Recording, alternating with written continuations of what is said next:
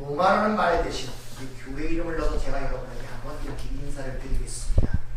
인천 한빛교회 성도된 여러분에게 하나님의 사랑하심을 받고 성도를 부르심을 받은 우리 성도들에게 하나님 아버지와 우리 주 예수 그리스도로부터 은혜와 평강이 있기를 원합니다. 아멘. 지금 몇 주째 은혜와 평강이라는 제목을 갖고 여러분들에게 지금 말씀을 나누고 있습니다.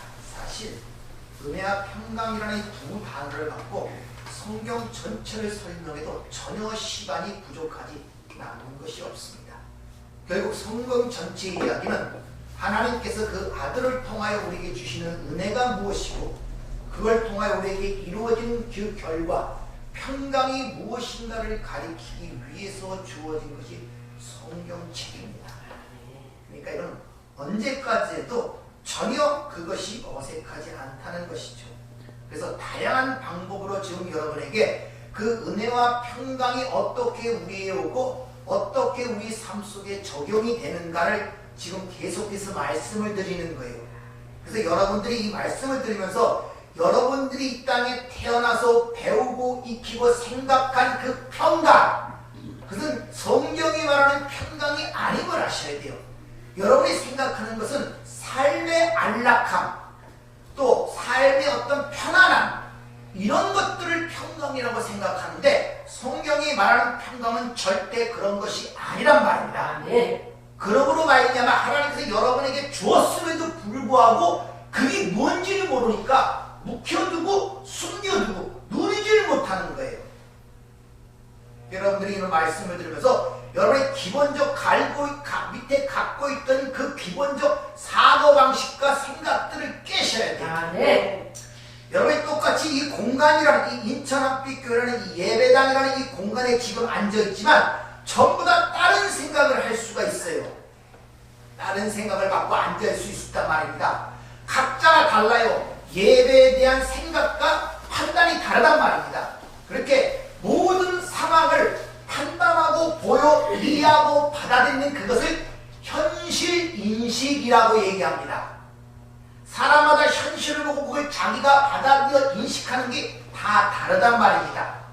그래서 각자의 그 현실인식에 따라서 어떻게 인식하느냐에 따라서 인생의 목표와 목적과 방향이 다 다릅니다.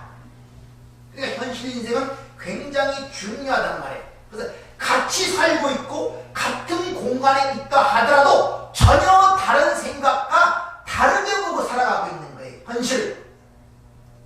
여러분이 가정이라는 걸 지금 갖고 있지만 그 가정이 남편이 그 가정을 보는 시각이 다르고 자신이 그 가정을 보는 시각이 다르고 아내가 그 가정을 보는 시각이 다르란 말입니다. 그렇기 때문에 가정에 불화가 생기는 거예요. 서로 다르게 보고 있으니까.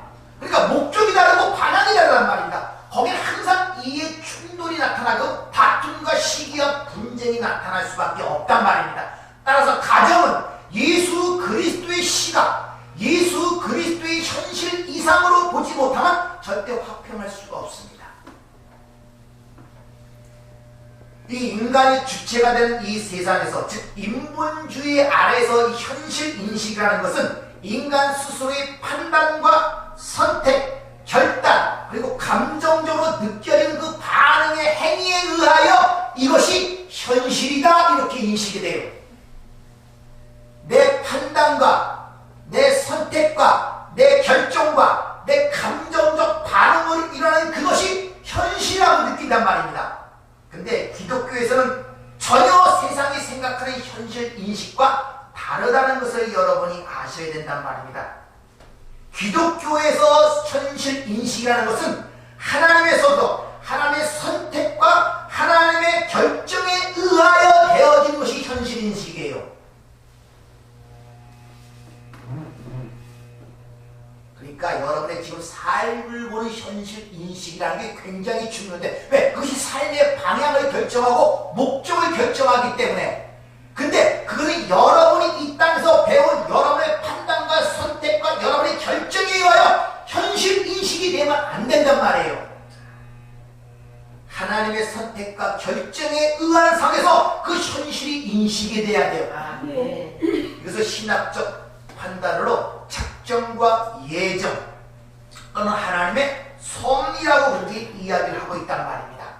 쉬운 말로 이 역사와 여러분의 인생의 주체자는 여러분이 아니라 하나님이시란 말이에요. 아, 네. 그런 인식 가운데 현실을 보는 현실 인식을 가져야 올바른 방향을 갖고 올바른 목표와 목적을 갖고 살아갈 수가 있는 거예요. 그렇지 않고 인간적인 현실 인식으로 보면 그게 잘못된 길로 파멸과 고생의 길, 그게 하마르티야. 그걸 죄라 그러잖아요. 그래서 현실 인식을 우리가 잘 해야 된다는 것입니다. 근데 이 세상에는 그런 초월적인 신이나 신의 영광을 전혀 인정하지 않는 사상이 있는데 그걸 자연주의 사상이라 그래요. 그래서 자연주의는 기독교의 유일신 사상과 하나님 나라는 사상을 완전히 부정합니다. 쉽게 말하면 기독교에 대항하는 주의가 자연주의예요. 이게 보편적 이 세상의 사람들의 삶이란 말입니다. 이 자연주의는 물질로부터 시작하여 물질로 끝납니다. 그리고 자신들이 눈으로 보이고 경험되는 것만이 현실이라는 것입니다. 그것만 인정해요. 어떤 초월적인 것이나 묵시적인 것들은 전혀 그들은 부인한다는 것입니다. 그래서 이 자연주의는 물질인 인간도 물질이라고 생각하고 물질은 세상을 떠나면 바로 소멸된다고 이야기합니다. 죽음에는 아무것도 없다고 얘기를 해요. 그러면서도 그들은 죽음을 두려워합니다. 얼마나 모순적인 그들의 삶의 모습이냐는 것이죠. 그래서 그들은 항상 이 땅의 모든 삶의 문제를 볼 때 원인과 결과로 봐요. 그러니까 팥 심은 데 팥 나고 콩 심은 데 콩 난다는 논리로 갖고 살아간다고 있단 말입니다. 근데 기독교는 안 그렇습니다. 기독교는 썩은 것으로 심고 썩지 아니한 것으로 다시 살아나며 흙에 속한 것을 심고 신령한 것으로 거둔다 그래요. 아, 네. 전혀 세상의 논리와 다른 것이 기독교란 말입니다. 그런 인식으로 봐야 돼요. 근데 우리는 알게 모르게 이 땅에 살아가면서 팥 심은 데 팥 나고 콩 심은 데 콩 난다는, 다시 말하면 자연주의적 초월적 하나님의 간섭을 배제하고 오직 인간의 행위에 의한 결과를 보는 그런 삶을 살아가고 있단 말입니다. 그것은 바로 현실을 어떻게 인식하느냐가 바로 거기에서 드러난단 말입니다. 하나님의 섭리와 작정과 예정 속의 그 문제를 보면 그 문제가 보이는데 우리는 그렇게 보지를 못해요. 이 예가 좀 합당한지 모르지만 몸이 아프고 고통스럽습니다. 그러면 우리는 대개 이 현실, 인간적 본의로 보는 사람은 야, 일을 많이 해서 아파, 다쳐서 아파, 이렇게 생각을 해요. 이렇게 생각. 근데 실제 그 이면을 들어가 보면 그게 아니야. 다침으로 많이 나가. 이렇게 해요. 우리 몸에 고름이 생겨요. 굉장히 지저분하고 더럽죠. 아우, 내가 아파서 고름이 생겨. 근데 그게 왜 생기냐 아십니까? 싫고 고통스러운 걸 아는데 왜 생기니? 그 이면에 있는 걸 모른단 말입니다. 싫은 것뿐이에요. 그러나 실제 그 이면을 보면 우리 안에서 나쁜 균이 들어왔을 때 그 나쁜 균과 싸우는 우리의 백혈구가 그걸 끌어안고 죽어서 나타나고 외부로 나오는 것이 고름이란 말입니다. 그럼 그 고름이 좋은 겁니까? 나쁜 겁니까? 근데 여러분 그 고름 좋아해요? 안 좋아하죠? 그거와 똑같은 것입니다. 여러분의 삶에 고름이 드러날 때 고름 자체만 보고 싫다는단 말입니다. 그러나 그것은 결국 나를 위한 것이고 나의 방어막을 위한 것이고 내 건강을 위해서 나타나는 현상이란 말입니다. 근데 여러분 겉으로 드러나는 그 고름이 싫잖아요. 고름만 없애주세요. 그래요. 그 내면에 왜 생기는가를 모른단 말입니다. 근데 내면에 들어가면 그것이 나의 유익을 위해서 나의 어떤 균을 끌어안고 죽은 내 백혈구의 사망의 실체가 드러나는 것이구나, 이렇게 보게 되는 거예요. 인식이 달라진다. 아, 네. 그런 시각으로 여러분이 현실 인식을 해야 된다는 것이다. 네.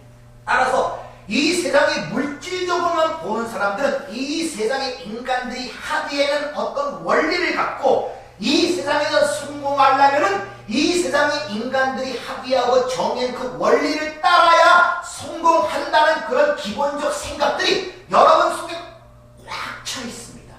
그래서 한 예를 들면 너 그렇게 살면 밥 먹고 살 수 있어? 너 그렇게 하면 성공할 수 있어? 그렇게 그런 식으로 살면 이 그런 식 그렇게 누가 그렇게 기준을 정해놓은 겁니까? 이 세상에서 인간들이 정해놓은 거예요. 그리고 돈만 많으면 부자라 그러죠. 왜 돈 많은 게 왜 부자입니까? 돈만 많으면 부자라 그래요. 그 사람이 어떤 게 상관없습니다. 돈만 많고 돈이 있으면 자기가 부자라 그래요. 여러분 다 그렇게 정의하고 그렇게 보잖아요. 여러분 부자랄 때 그 사람이 돈 많은 거 부자라지 돈 없는 사람 부자라 그래? 그게 부자입니까? 어디서 그런 근거가 나왔습니까? 이렇게 인간들은 이 세상에 묶여는 그 원리에 꽉 묶여서 벗어나지 못하고 거기서 그 노선을 따라 살아가고 있단 말입니다. 그 관점에서 모든 삶을 보고 있단 말입니다.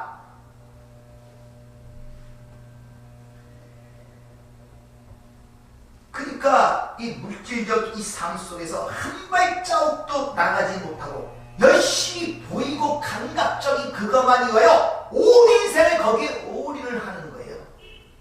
올인하는 거. 이게 보편적 세상의 사람들이란 말입니다.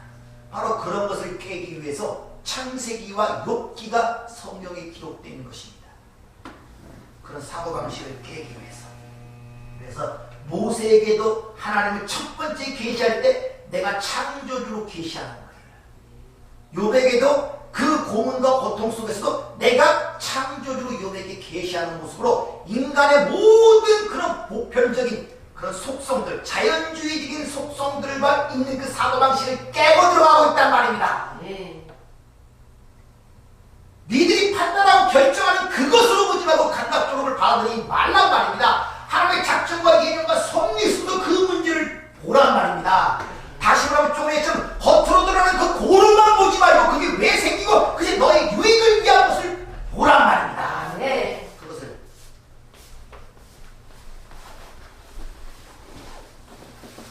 선악과를 따먹은 인간들은 어떻게 하시든지 신을 부정하고 이 세상의 가치를 부여하려고 부단히 애를 쓰며 노력한다는 것이죠. 인간이 왜 신을 부인하냐? 그 이면에는 자신이 신처럼 되려는 탐욕이 그 안에서 드러나는 거예요. 왜? 제가 신이 되면 또 신이 있으면 안 되잖아요.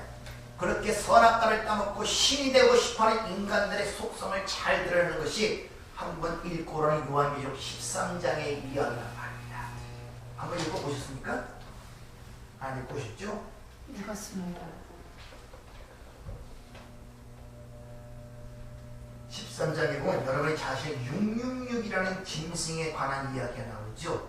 거기에 보면 세 가지 그 상징적 짐승이 드러나는데 악의 원흉이라 할 수 있는 용이 드러나고 바다에서 올라온 짐승이 있고 땅에서 올라온 짐승, 이 셋이 거기에 등장합니다. 근데 바다에서 올라온 짐승은 마치 죽었다 살아난 것처럼 연기를 하고 또 땅에 올라온 짐승은 기적을 행하여 바다에서 올라온 짐승에게 경배하게 만듭니다. 13장의 내용. 바로 이 욥, 땅에서 나온, 바다에 나온 짐승, 땅에서 나온 짐승은 정확히 말해서 상이 하나님의 그것을 흉내내는 모습이란 말입니다. 오늘 한번 잘 보세요. 하나님을 믿는다고 하면서 하나님이 누군지 전혀 관심이 없는 자들, 그리고 예수의 피로 해방받고 구원받았다고 외치면서도 그 왜 예수가 나를 죽었는지는 관심이 없고 그 사실에도 관심이 없습니다. 그리고 그 가짜 하나님과 가짜 예수님을 섬기도록 하기 위하여 기적과 이적, 신비주의를 통하여 그것을 경배하게 만들도록 하는 이 이상한 신비주의, 그 일이 어디서 일어나고 있습니까? 절간에서 일어납니까? 무당집에서 일어납니까? 교회 안에서 일어난단 말이에요. 그래서 베드로 사도가 심판이 교회에서부터 일어나는 거예요. 아시겠습니까?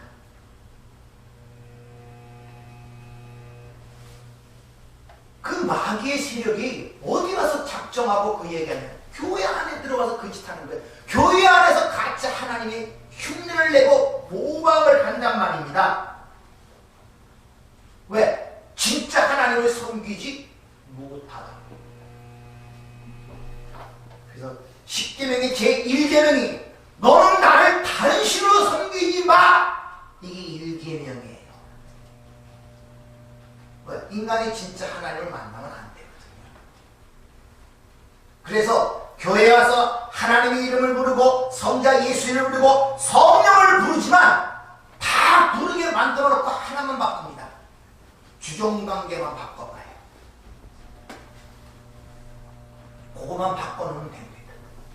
아무리 하나님의 이름을 부르고 예수를 부르고 성령을 부른다 할지라도 주종관계만 바꿔놓으면 아무런 문제가 되지 않아요. 그 짓을 지금 교회 안에서 하고 있다는 것을 여러분이 아셔야 된단 말입니다. 이 소름 끼치고 끔찍한 일들이 어디서 일어난다고요? 교회 안에. 누구 안에? 우리 안에. 여러분 안에서 그 일이 일어나고 있단 말입니다. 여러분들 가짜 하나님을 섬기고 가짜 예수를 섬기도록 끊임없이 미혹을 하고 있단 말입니다. 주종관계를 바꿔서 여러분의 삶의 주인이 여러분을 만들어주고 여러분을 칭찬해주고 하나님이 나를 위한 섬기는 종이고 예수가 나를 위한 종이고 인생의 주인은 나란 말입니다. 그 짓을 하고 있는 거예요. 마귀가. 이같이 마귀는 교회 안에서 하나님을 조작하고 세상 밖에서 진리를 조작해서 하나님을 알지 못하게 하여 그 평강의 길을 알지 못하게 하고 파멸과 고생의 길로 끌고 가는 것, 그걸 죄 하마르피아 벗어났다 그렇게 얘기를 하는 것입니다. 계시록 13장 16절 18절만 한번 보도록 하죠. 그가 모든 자 곧 작은 자나 큰 자나 부자나 가난한 자나 자유인이나 종들에게 그 오른손이나 이마에 표를 받게 하고 누구든지 이 표를 가진 자 외에는 매매를 못하게 하니 이 표는 곧 짐승의 이름이나 그 이름의 수라. 지혜가 여기 있으니 총명한 자는 그 짐승의 수를 세어보라. 그것은 사람의 수니 그의 수는 666이니라. 자, 그래서 짐승의 수, 그게 짐승의 이름이라 하면서 그것을 666이라고 해요. 근데 그것이 사람의 수인데 18절에 보면 지혜를 받은 자, 총명 있는 자는 짐승의 수를 셀 수 있다는 거예요. 근데 앞에서 보면 짐승의 수가 짐승의 이름이래요. 이름은 뭘 상징한다 했습니까? 그 본질의, 그 존재의 본질과 속성을 설명한다고 했죠. 하나님이 자신의 이름을 여호와 샬롬, 여호와 이레, 여호와 라파, 자기 이름과 관계되어 자신을 계시하고 나는 예비한 치유하시는 하나님, 예비하시는 하나님, 승리의 하나님, 평강의 하나님, 이렇게 이름을 통하여 자신의 속성과 본질을 드러낸단 말입니다. 그러니까 짐승의 수를 센다는 것은 짐승의 이름을 한다는 것은 바로 그 마귀의 본질과 속성을 판단하고 이해하는 능력 있는 자를 총명 있는 자, 하나님의 은혜를 받아 하나님의 지혜를 있는 자라고 그렇게 이야기를 지금 하고 있단 말입니다. 그러니까 짐승의 수를 센다는 것은 진리를 흉내내고 있는 그 짐승의 정체를 알아본다는 거예요. 진리의 영을 받은 자들은 하나님의 말씀을 통하여 믿음을 통하여 이 역사와 인생의 목적지를 분명히 알게 됨으로 말미암아 그 마귀의 속임수가 뭔가를 간파할 수 있는 능력을 갖게 된단 말입니다. 그래서 인생과 이 역사의 목적지를 모르면 다 마귀에게 속는 거예요. 그래서 마귀를 이 세상 신이라고까지 주님이 지칭하는 것을 우리가 볼 수 있죠. 근데 그렇게 하나님의 은혜를 받아 지혜를 받아 늘 분별할 수 있는 총명을 가진 자들이 생명책에 기록된 자라고 그렇게 얘기를 하죠. 계시록 13장 8절을 보면 죽임을 당한 어린 양의 생명책에 창세 이후로 이름이 기록되지 못하고 이 땅에 사는 자들은 다 그 짐승에게 경배하리라.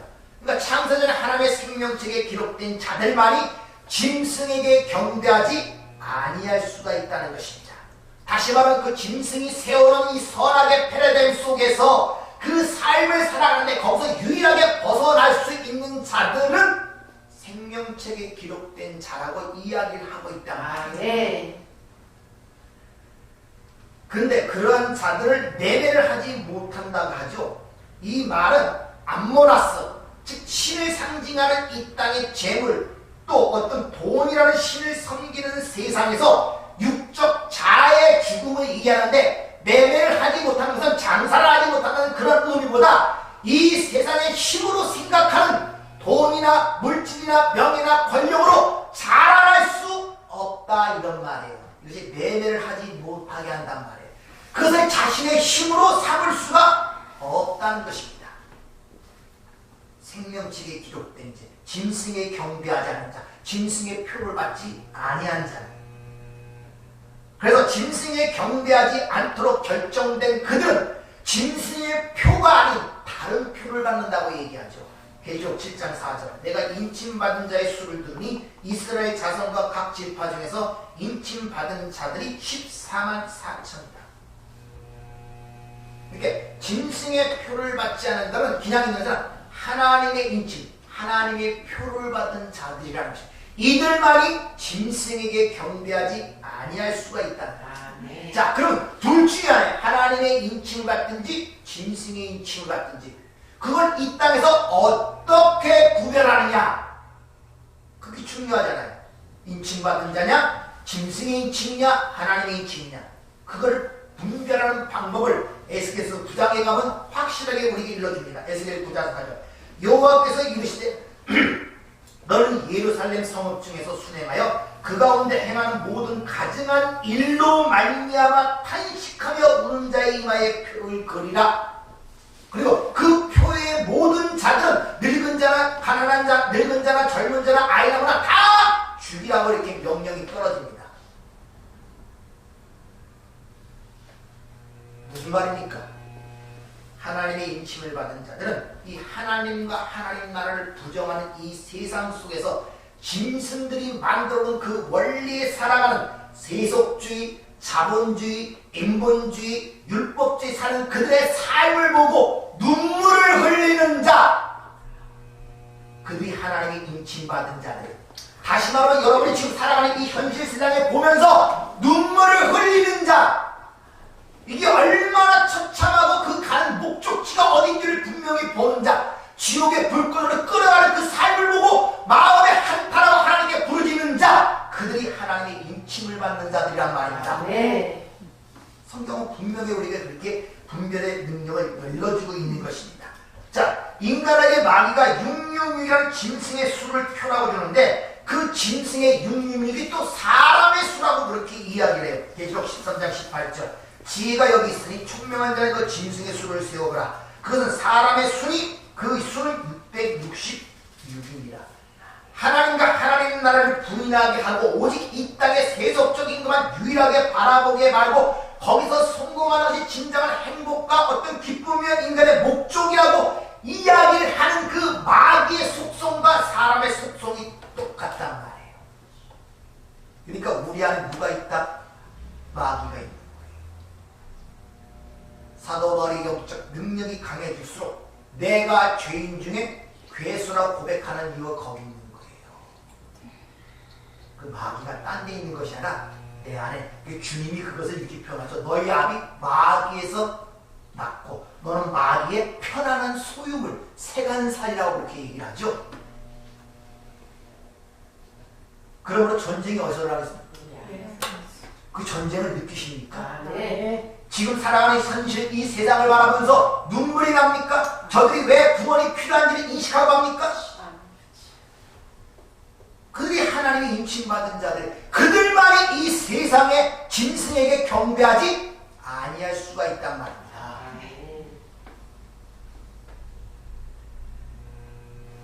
이것은 선악과를 따먹은 아담의 욕망이란 말입니다. 아담이 뱀, 사탄, 마귀의 말을 듣고 그 선악과를 따먹고, 그 말은 뭡니까? 마귀의 생각과 하나로 연합이 되어버린 거예요. 그 생각과 그 본질이 인간의 그거와 베드로하고 똑같이 되어버렸단 말이에요. 그 증거가 마태복음 8장에 확실하게 드러나죠. 마태복음 8장 33절 예수께서 돌이키사 제자들을 보시며 베드로를 꾸짖어 이르시되 사탄아 내 뒤로 물러가라. 내가 하나님의 일을 생각지 않고 사람의 일을 생각하노라. 이렇게 이야기를 합니다. 앞구절에 보면 죄인의 구원과 하나님 나라의 완성을 위해서 내가 십자가에 죽어야 되겠다고 얘기하자 베드로가 거기서는 하나님께 항변을 합니다. 하나님을 꾸짖습니다. 예수님을. 그런 일이 있을 수가 없다는 것이죠. 그 말은 무슨냐? 베드로가 예수님을 따르고 살아갔지만 보이지 않는 하나님의 나라에서는 관심이 없었다는 거예요. 지금 이 땅에 살아가면서 이 땅의 현실을 보세요. 얼마나 힘들고 어렵습니까? 그러니까 그런 보이지 않는 것들이 아니라 지금 이 나라에 당장 그 다윗 왕국의 영광을 회복해 주셔야 될 거 아닙니까? 라는 것이 그 베드로의 현실 인식이 있어요. 여러분도 그런 인식을 갖고 살아가지 않습니까? 그 나라는 보이지도 않고 그러는데 하나님 당장 내 삶을 어떻게 해줘야 될 거 아닙니까? 라는 현실 인식을 하고 살아가는 거 아니냐 말이에요. 그것이 내 안에서 뭐 싸우든 죽어도 그건 안 보이는 거예요. 나타나는 거룩만 빨리 없애주세요. 그런 거 아닙니까? 여러분 산속에 나타나는 고통과 환난과 여러 가지 어려운 일이 일어날 때 아이고 이거 힘들어 죽겠는데 이거 없어주세요. 그것이 왜 일어나는지는 많이 아무 상관없어요. 내가 어떻게 합니까? 이것 때문에 힘들게 그런 거 아닙니까? 잘들 생각해 보세요 한번. 여러분 삶 속에서 여러분의 사는 그 현실의 삶을 어떻게 보고 있냔 말이에요. 어떻게 하나님의 작정과 예정과 섭리 속에서 그 현실을 인식하고 있냔 말이에요. 아니면 내가 이 땅에 살아오고 많이 가지고 그 지식에 의하여 내 욕망과 내 행복과 내 만족과 내 평안을 위해서 내 판단과 내 결정에 의하여 내가 감각적으로 느끼고 보이는 것에 의해 현실을 판단하고 있냐는 것입니다. 어느 쪽입니까?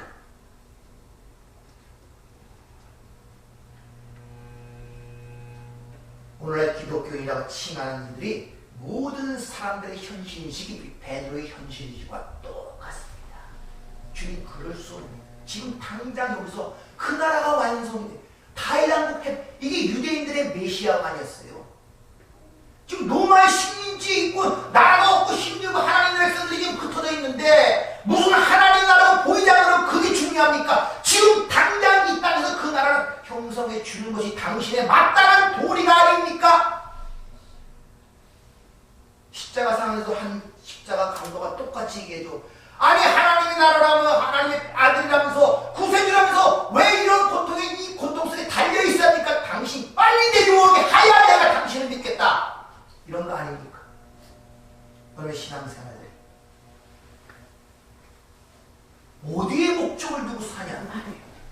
여러분의 고향이 어디냐 말입니다. 어디에 발을 두고 어디에 마음을 두고 사냐 말입니다.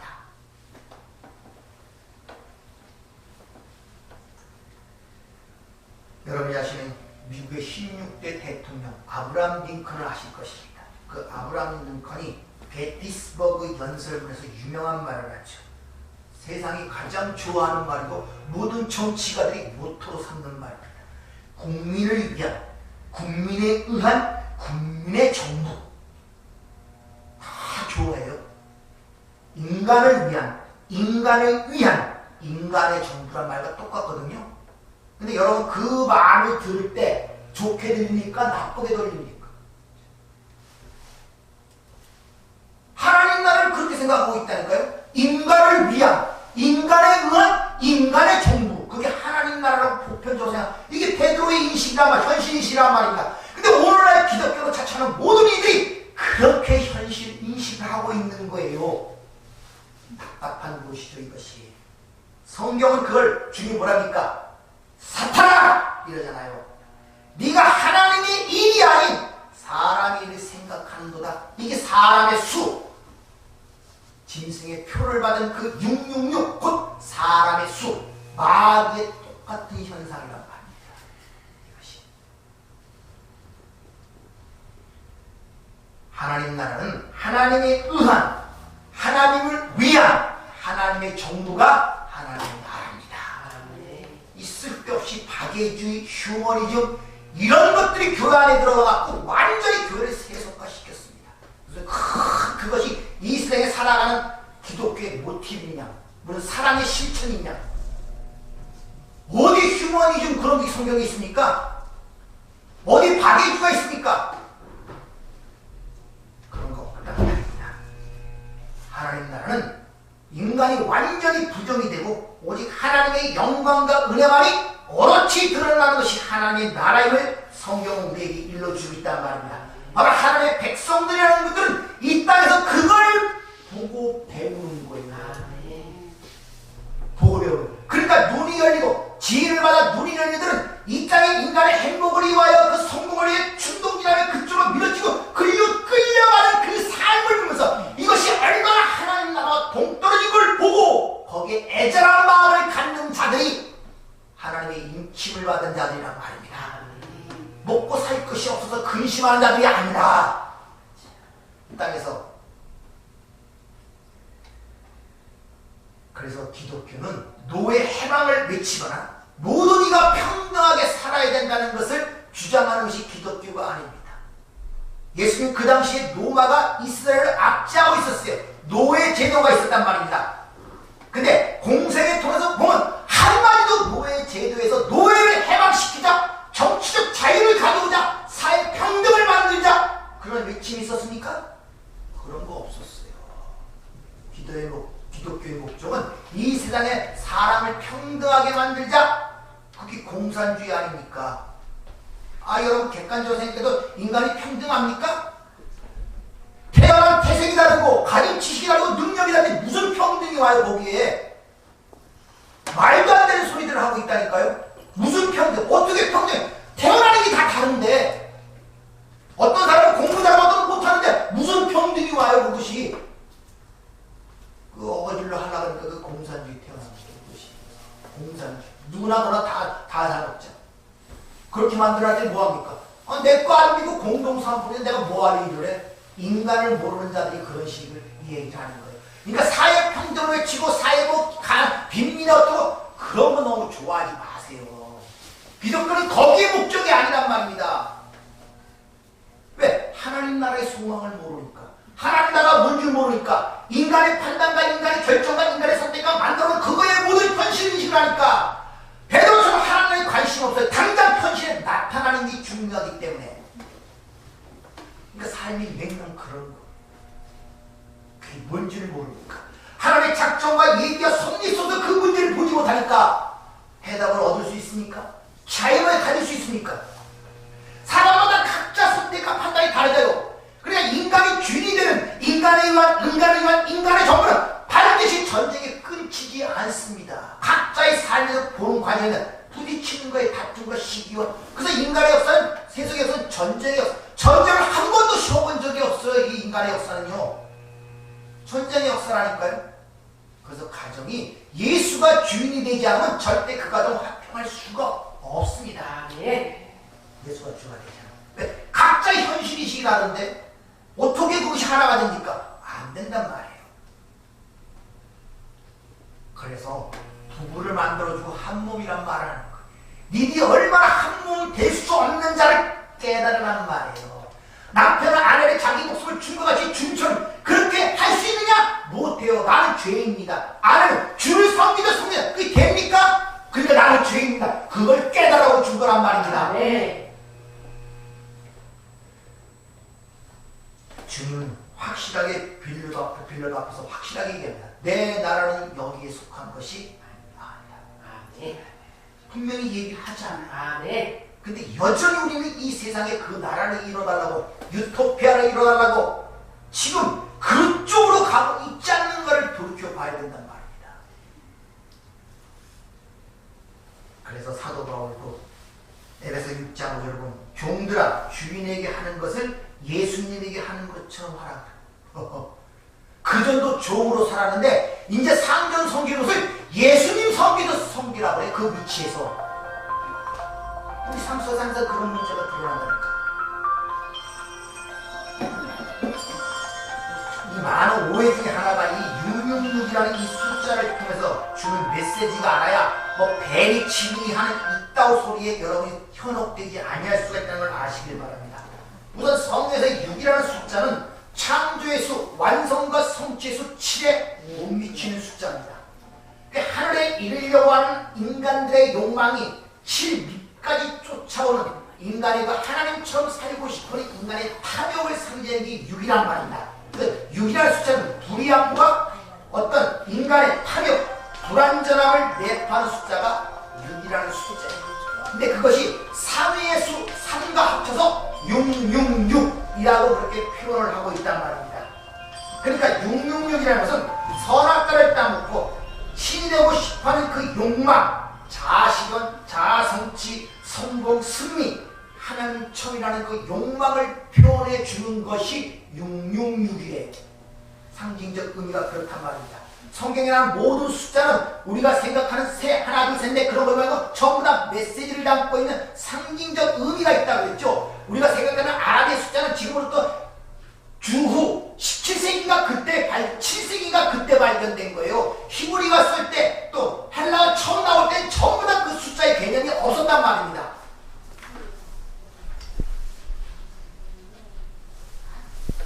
그래서 하나님의 숫자를 777 그 당시에 히브리어가 그렇게 그 사용지를 사용하고 있었단 말입니다. 그러니까 구원받았다는 우리 하나님의 백성들도 역시 그 삶이 짐승의 표를 받은 것처럼 666에 사람의 삶과 별반 다르지 않는다는 것입니다. 아시겠습니까? 그래서 하나님께서 그 아들을 보내 거기서 건져내시는 것이 구원이라는 말입니다.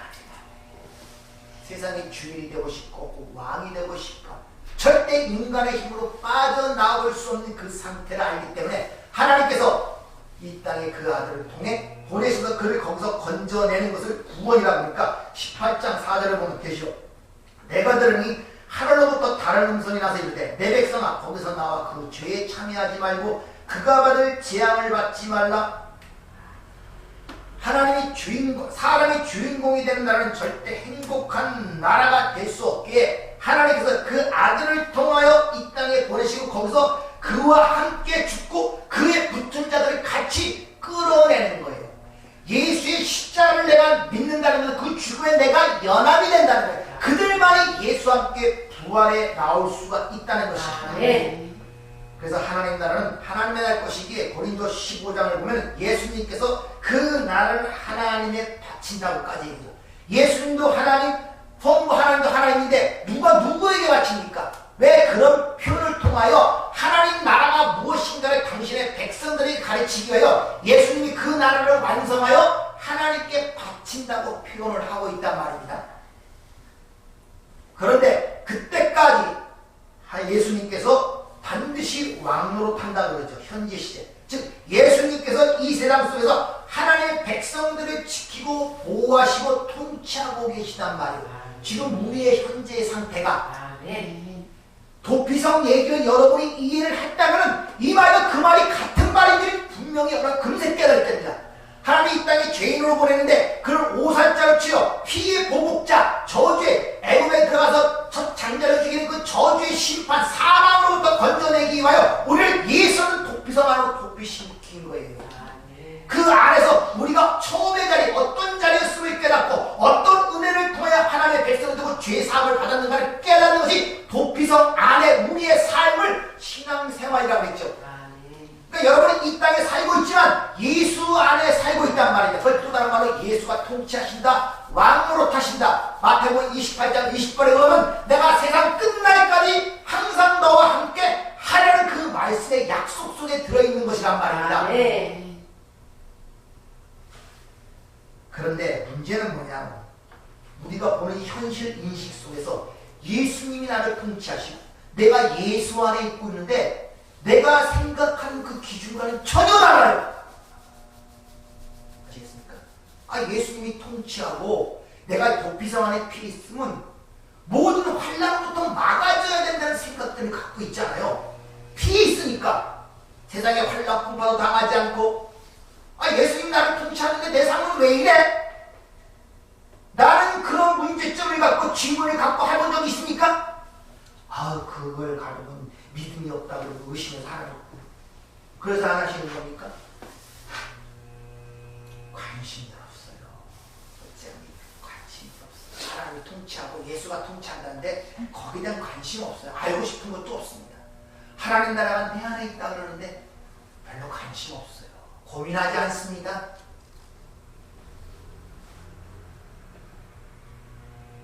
그거 어떻게 해야 돼요? 네?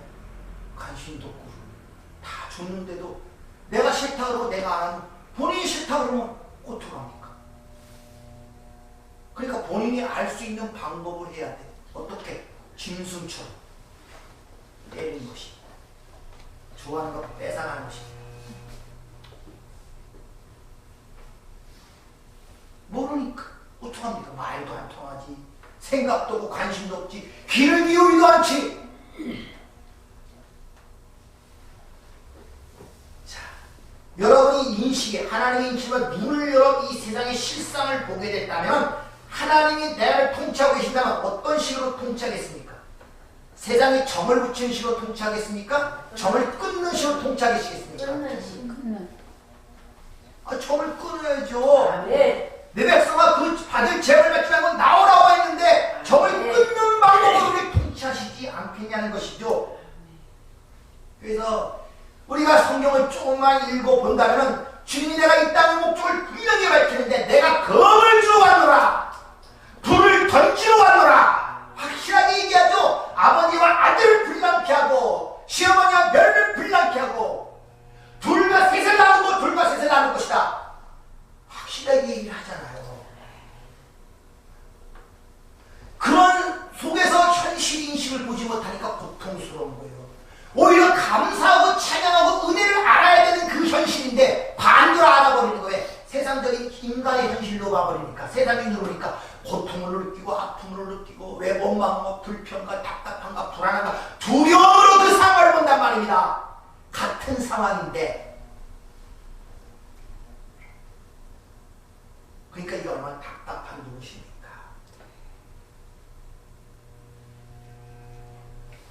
근데 그런 상황을 이렇게 얘기해주면요, 그런가 깨닫는 게 아니라 아유 내 상황 당해봐, 당신도 그러지. 이렇게 글로 끌고 들어가. 나오려고 안 합니다. 그 붙잡혀서 안 나오려고 해요. 그래서 순종이 필요해요. 아멘. 싫어도 나와야 돼요. 아멘. 그 문제는 하나님이 해결해 주십니다. 아멘. 여러분이 아무리 애써도 안 돼요. 맞습니다. 그리고 자꾸 그 영역으로 하나님을 끌어들이려고 그래요. 하나님이 들어가면 거기도 완전히 해파된다니까요. 어디 거룩하시냐고 물어나 그 어둠의 세력이 머물러 있겠습니까? 확 파다버린단 말입니다. 이같이 하나님께서 우리의 왕에 대해서 우리를 이 세상에서 건져내는 일을 하실 때 이 세상에 어떤 상황이 벌어지냐면 계시록 13장 7절에 보면 짐승이 성도를 이기는 모습으로 드러난대요. 자, 예수의 통치를 받고 예수가 우리를 이끌어가시고 보호하시고 인도하시는데 우리의 생각은 그 짐승을 이겨야 되잖아요. 승리자의 모습으로 살아가야 되잖아요. 근데 반대, 짐승이 성도를 이기는 모습으로 나타난다고 성경은 기록하고 있단 말입니다. 이 말은 뭐냐? 절대 이 짐승이 주고자 하는 힘, 세상의 재물과 권력과 부, 명예 이런 것들이 너희는 절대 그걸로 너의 힘이 될 수 없고 자랑이 될 수 없다는 것입니다. 아멘. 아시겠습니까? 그래서 예수 믿는 사람 중에 그렇게 부자가 많지 않아요. 명예와 부와 가진 사람이 그렇게 많지 않아요. 세상 사람보다. 예수를 잘 믿고 하나님이 왕이고 우리 그거 하면 세상 사람도 훨씬 잘 돼야 되잖아요. 유명한 사람도 훨씬 많아지고 돈 부자도 훨씬 많아져야지. 봐라! 우리가 하나님 믿었더니 우리를 이렇게 축복하셨다. 그걸 여러분 승리라고 생각하고 계시잖아요. 지금도 그렇게 생각하고 계시지 않습니까? 근데 성경은 예수의 통치를 받는다면 세상에서 어떤 모습으로 나타나는가 이걸 이렇게 얘기합니다. 고린도서 6장 9절 보면 마귀의 지는 모습으로 나타나는데 그것이 어떤 모습인가? 우리의 삶 속에서 세상 사람들이 그렇게 우리를 통해서 비난을 해요. 야, 네가 예수 믿는다면서 네 꼬라지를 봐. 이 사람은 남긴 뭐가 있어? 참, 세상 사람 천사처럼 살아가냐? 돈을 많이 벌어서 네 가정이 행복하냐? 이렇게 해서 속삭속삭 충동질을 한단 말이에요. 그럴 때 여러분은 어떻게 대변합니까? 하나님의 은혜의 인생과 우리 이 역사의 목적지를 분명히 결말을 알지 못한다면 거기에 넘어가는 거예요. 그럴 수밖에 없다는 것입니다. 거기 다 넘어가잖아요. 그래서 괜히 자기 스스로 연민을 느끼고 내가 불쌍한 것 같고 내가 뭐 잘못된 것 같고 아니 언제 어디 여러분 자신으로 스스로 예수를 믿었습니까? 괜히 스스로 그렇게 생각을 해요. 스스로. 왜? 현실 인식이 하나님의 작정과 예정 속에 보이는 것이 아니라 그렇게 자신의 인본적 선택과 자기의 결정에 의해 그렇게 자기 스스로 생각하고 자기가 기준을 새기고 그렇게 스스로 생각을 한다니까요. 이게 얼마나 보시는 것이죠. 그러나 성경은 실제로 그렇지 않다는 것을 분명하게 성경을 기록하고 있습니다. 고린도후서 6장 9절 무명한 자 같으나 유명한 자요 죽은 자 같으나 보라 우리가 살아있고 징계를 받은 자 같으나 죽음을 당하지 아니하고 근심하는 자 같으나 항상 기뻐하고 가난한 자 같으나 많은 사람을 부욕해 하고 아무것도 없는 자 같으나 모든 것을 가진 자로다. 아멘. 이것이 성도인 이 세상이 보는 현실 인식이다. 아멘. 따라서 여러분들이 이 현실 인식이 어떻게 되는가에 따라서 여러분의 삶의 방향과 목적과 목표가 확 달라집니다. 그 여러분의 과거에 힘이 되고 의지가 되고 삶의 보탬이 됐던 것들이 지금은 전혀 바울의 고백처럼 배설물, 쓰레기처럼 보이는 거예요. 그래서 영생을 뭐라고 설명합니까? 하나님과 그의 보내신 자 예수 그리스도를 아는 것이라고 그렇게 영생을 정의해 준 것입니다. 여러분, 모든 걸 볼 때 하나님의 작정과 예정과 섭리 속에서 그 문제를 보려고 이 훈련을 시키고 노력을 해야 돼요. 자동적으로 그렇게 되는 것이 아니라 훈련을 해야 돼요. 훈련을. 그럴 때 여러분이 보이는 것이 아니라 보이는 이면에 있는 것들을 보는 눈이 뜨이기 시작하는 거예요. 이것이 바로 요한복음 9장 실로암의 은혜심을 받아들고 그것은 눈이 뜨이지 않고 인식이 제대로 되지 않는데 문제가 있단 말입니다. 오해한 문제에 대해서 좀 더 살펴보고 왜 이 땅에 하나님이 도피성 죄인으로 보내고 거기서 우리에게 원하시는 모습 그것이 우리 삶 속에 어떻게 드러나고 하나님의 백성들이 이 땅의 삶을 성경은 어떤 식으로 표현하는가를 한번 살펴보도록 하겠습니다. 은혜롭고 자비로우신 아버지 하나님 참 우리가 이 보이는 세상에서는 어떻게 보는가가 굉장히 중요합니다. 그 보는 방향에 따라 우리의 삶이 형성이 되고 그 삶의 목표가 정해질 수밖에 없습니다. 오늘 진리의 말씀을 통해서 우리의 눈꺼풀을 열어주시고 마음을 열어주셔서 우리의 귀를 열어 하나님이 주시는 음성을 듣게 하시고 우리의 눈에 보이는 모든 현실 속에서 그 안에 담겨있는 하나님의 은혜와 그 평강을 맛볼 수 있도록 저희들을 축복하여 주시옵소서.